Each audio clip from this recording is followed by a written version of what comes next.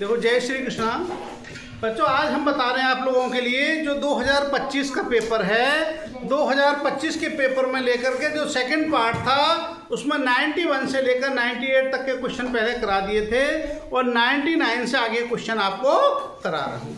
आज 5 क्वेश्चन करा रहा हूँ। इन 5 क्वेश्चन में से ही 100% 1 या 2 क्वेश्चन आपको मिल जाएगा, जिस प्रकार से इन क्वेश्चन को डिटेल में मैं कराऊंगा। देखिएगा, करते हैं क्वेश्चन। पहला क्वेश्चन है, समतल दर्पण पर अभिलंबवत।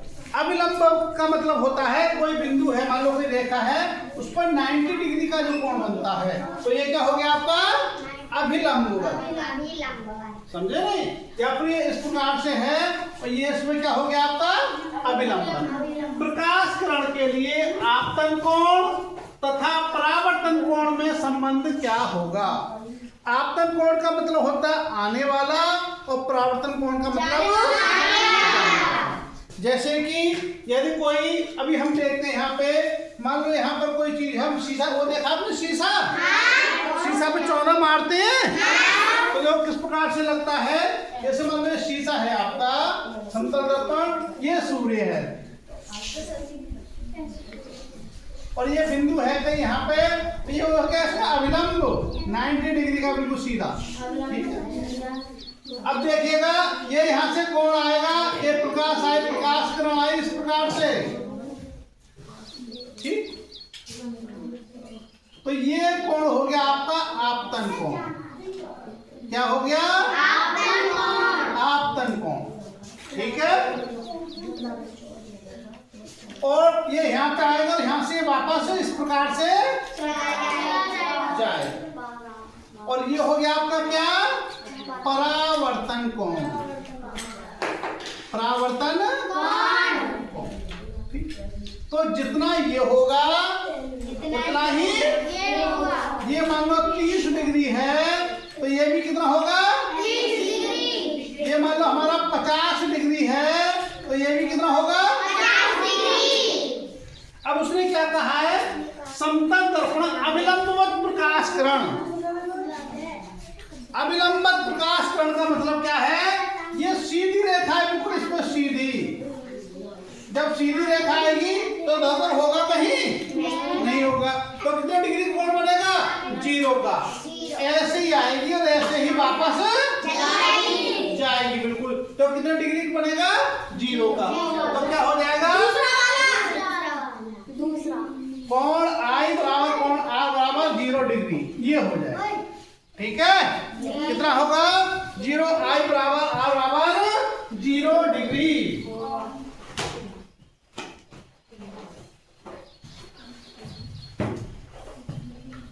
दूसरा क्वेश्चन देखिएगा अब, यह है दूसरा प्रश्न। निम्नलिखित में पारदर्शी वस्तु कौन सी है?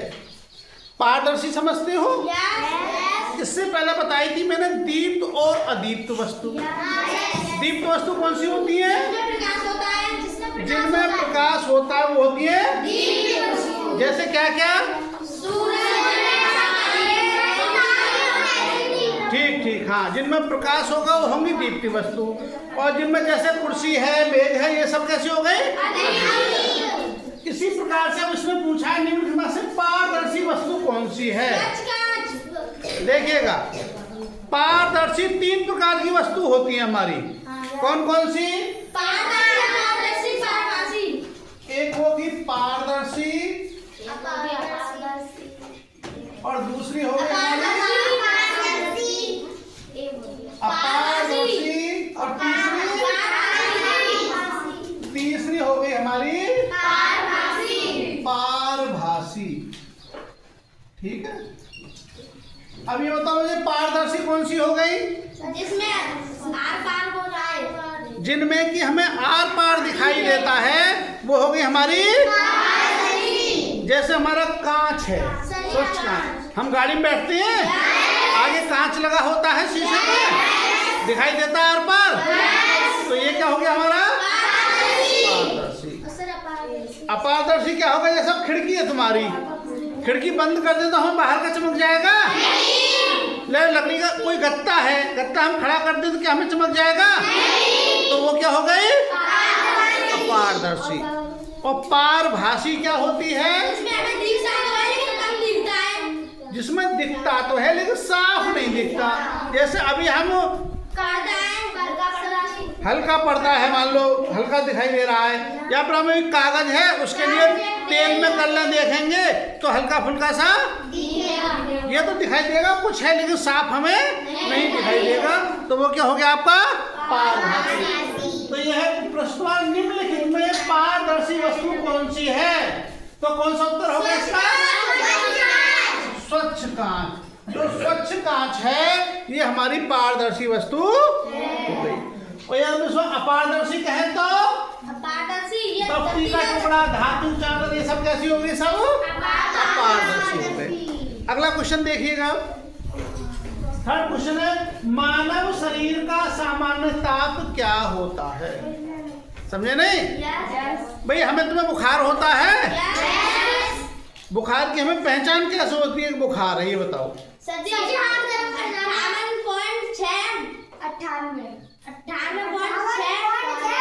देखिएगा, हाँ ऐसा बुखार हो तो ऐसा आ जाएगी 102 और 103। अच्छा। और बुखार ना हो ना तो ये लिख के आ जाएगी। ठीक।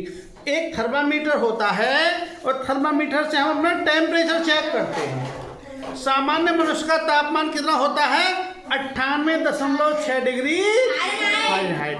और यदि सेंटीग्रेड में बात करें तो होता है 37 डिग्री सेंटीग्रेड। समझे नहीं? कितना होता है? 37 डिग्री सेंटीग्रेड। यदि आपका 98.6 डिग्री फ़ारेनहाइट से तापमान ज्यादा है तो हमें माना जाएगा बुखार है। और यदि 98.6 है तो बुखार नहीं है। ठीक। तो मानव शरीर का सामान्य ताप क्या होता है? 98.6 डिग्री फ़ारेनहाइट। ये तो हो गया। अब दूसरा यह है कि फ़ारेनहाइट और सेंटीग्रेड को हम आपस में बदलते कैसे हैं? भैया 98 ये भी दे रखा है 6 और 98 ये भी 6 दे रखा है, ये ध्यान रखना है। लेकिन यहाँ पर क्या है ये? और यहाँ पर क्या है? सेंटीग्रेड। ये उत्तर नहीं होगा, ये हमारा गलत हो जाएगा। अब कैसे करते हैं देखो, सर ये देख लीजिएगा, जो फ़ारेनहाइट को सेंटीग्रेड में चेंज करते हैं वो होता है आपका, देखिएगा,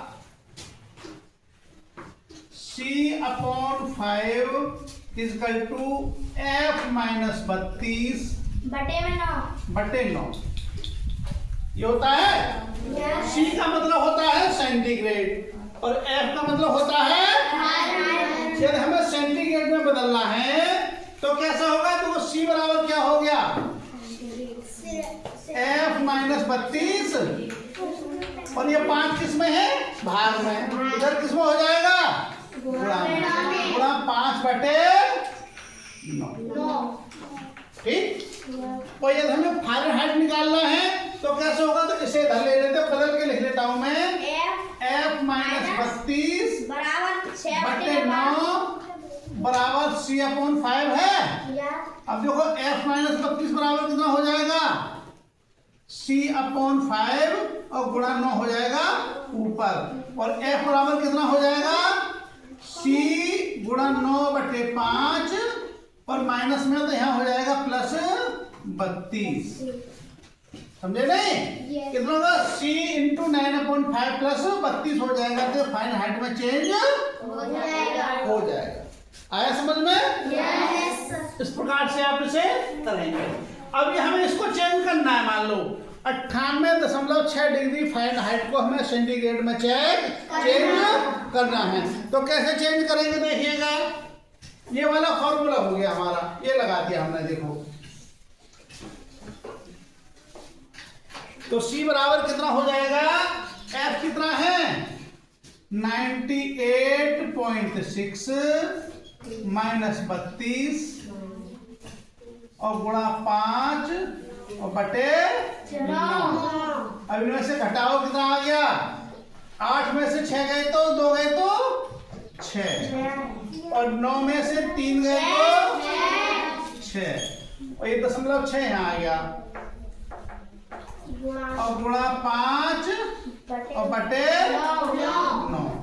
अब हमने 5 का इसमें गुणा करो, 5 × 30 का 0 दशमलव और 5 × 30 और 3 33 3 बचे 5 छंग 30 और 3 33 और बटे 9 और 9 का भाग गया इसमें तो देखो 9 तिया 27 क्या बचे 3 और 3 ये 6 63 हो गया और 9 सत्ते 63 कितना हो गया 37 डिग्री सेंटीग्रेड 98.6 का जब हमने निकाला तो कितना हो गया हमारा 37 डिग्री सेंटीग्रेड। इस प्रकार से हम चेंज से कर सकते हैं।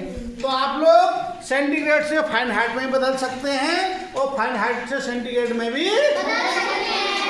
इस बात का आपको विशेष ध्यान रखना है कि देखो ऐसे आएगा 98.6 डिग्री फारेनहाइट भी दे रखा है और 98.6 डिग्री सेंटीग्रेड भी दे रखा है।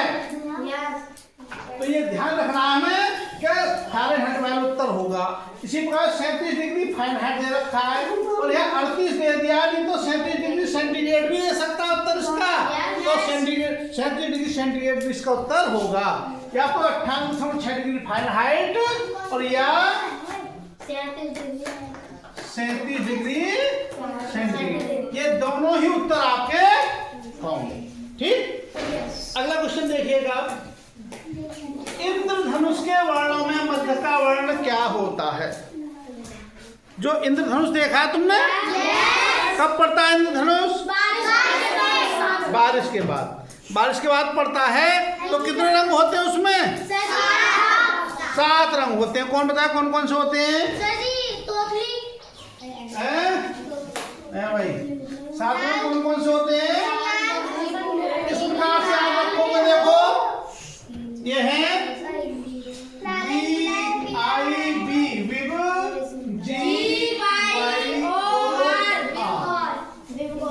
विविग्योर, ठीक है। और वी से क्या होता है हमारा? वी से हो गया वायलेट और आई से इंडिगो और बी से ब्लू और जी से ग्रीन और वाई से येलो और ओ से ORANGE ऑरेंज और आर से इस प्रकार से होंगे। अब उसने पूछा है कि ये बताओ इनमें बीच वाला कलर कौन सा है? 1 2 3 4 1 2 3 4 बी ग्रीन वाला जो कैसा हो गया इसका? मध्य वाला हो गया। अब एक चीज और देखनी है इसमें हमें। एक क्वेश्चन 2-3 क्वेश्चन पूछता है इसमें, सुन लीजिएगा। एक दिन का क्रम पूछ लेगा आपसे। ऊपर से पहला कौन सा है, दूसरा, तीसरा, चौथा, जब ये आदत आप बता दोगे। ठीक। एक होता है इसका प्रकीर्णन। जो प्रकीर्णन होता है वो लाल रंग का सबसे कम होता है। लाल रंग का प्रकीर्णन सबसे कम होता है। जैसे हम ऊपर को बढ़ते जाएंगे ऐसे प्रकीर्णन इसका बढ़ता जाएगा। लाल वाले से ऑरेंज का और ज्यादा होगा, येलो का और ज्यादा होगा, ग्रीन का और ज्यादा होगा, ब्लू का और ज्यादा होगा, इंडिगो का और वायलेट का इसका प्रकीर्णन सबसे ज्यादा होगा। समझे नहीं? इसीलिए जो हम दूर लगाते हैं रेड रंग के ही झंडी लगाते हैं ताकि वो हम बहुत दूर से चमक जाती है। दूसरा एक होता तरंग दैर्ध्य की लंबाई। क्या होती है? जो लाल रंग होता है उसकी तरंग दैर्ध्य की लंबाई सबसे अधिक होती है और इसकी सबसे कम होती है। जैसे हम ऊपर को बढ़ते जाएंगे वो कम होती। तो ये तरंग दैर्ध्य पूछेगा तो किसकी सबसे अधिक लंबी होती है? रेड की है और सबसे छोटी वायलेट। प्रकीर्णन सबसे अधिक किसका होता है? वायलेट का। और सबसे कम किसका होता है? तो एक तो प्रकीर्णन पूछ सकता है आपसे और दूसरा तरंग दैर्ध्य की लंबाई पूछ सकता है। क्रम में बताओ कौन किसकी कम है किसकी ज्यादा है। और तीसरा या इनका ये पूछ सकता है कौन से नंबर पर है। ठीक है। तो यदि आपको ये विविग्योर याद है तो सारे क्वेश्चन इसका जो भी क्वेश्चन आएगा वो आपको 100% आप लोग कर देंगे। याद है सबको? अब इससे अगला क्वेश्चन चलते हैं। देखो इसमें से आता है अक्सर क्वेश्चन। अगला क्वेश्चन है आपका, देखिएगा क्या है। देखिएगा निकट दृष्टि दोष की स्थिति में दूर स्थित वस्तु का प्रतिबिंब कहाँ बनता है। पहले तो हमें ये जानकारी होनी चाहिए कि निकट दृष्टि दोष क्या होता है और दूर दृष्टि दोष क्या होता है। देखो, जब हमें निकट की वस्तु साफ दिखाई देती है, कैसी देती है, और दूर की वस्तु साफ नहीं दिखाई देती, तो कौन सा दोष होता है हमें, निकट दृष्टि दोष। जब हमें दूर की वस्तु साफ दिखाई देती है और निकट की वस्तु साफ दिखाई नहीं देती, तो कौन सा होता है, दूर दृष्टि दोष। अब एक क्वेश्चन तो ये आ गया, क्या किसमें कैसा दिखाई देता है, कैसे बता दोगे तुम लोग। दूसरा क्वेश्चन क्या आएगा कि निकट दृष्टि दोष और दूर दृष्टि दोष को दूर करने के लिए जो लेंस का प्रयोग करते हैं, कौन सा प्रयोग करते हैं। देखिएगा, ये हो गया हमारा निकट दृष्टि दोष और ये हो गया दूर दृष्टि दोष। क्यों बात कर रहे हैं अभी, देखिएगा, ये निकट वाला हो गया, दूर वाला हो गया। तो निकट में कितने अक्षर हैं, 3, और दूर में 2। तो देखिएगा, जो निकट दृष्टि दोष में लेंस का प्रयोग होता है, अवतल। कौन सा लेंस प्रयोग होता है, अवतल लेंस। और दूर दृष्टि दोष में इसमें क्या अक्षर है, 4, और इसमें कितने, 3.5। आधा है, 3.5 हो गए। तो जब ये बड़ा है, बड़े के साथ बड़ा जोड़ दो, छोटे के साथ।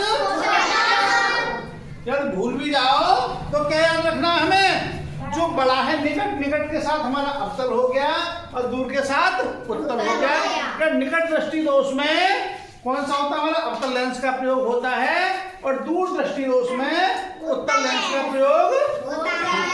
ठीक, ये ध्यान रहेगा। इसके बाद देखिएगा,